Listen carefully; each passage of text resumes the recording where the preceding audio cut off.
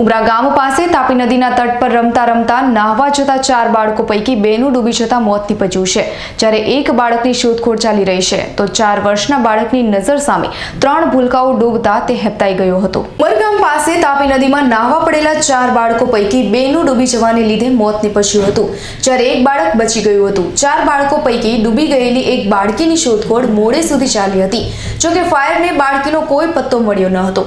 એક જ પરિવારના ભાઈ બહેનોનું ડૂબી જવાને લીધે મોત નીપજતા પરિવારમાં શોકની કાલીમાં છવાઈ ગઈ હતી।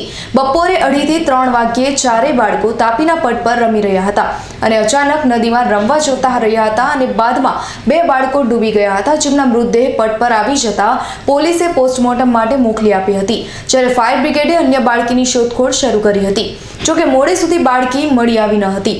તાપીમાંથી બાળકોના મૃતદેહ મળી આવી હોવાની માહિતી મળતા જ ઉમરા પોલીસ મથકના પીઆઈ ઝાલા સહિતનો પોલીસ કાફલો ઘટના સ્થળે પહોંચીને કાર્યવાહી શરૂ કરી દીધી હતી।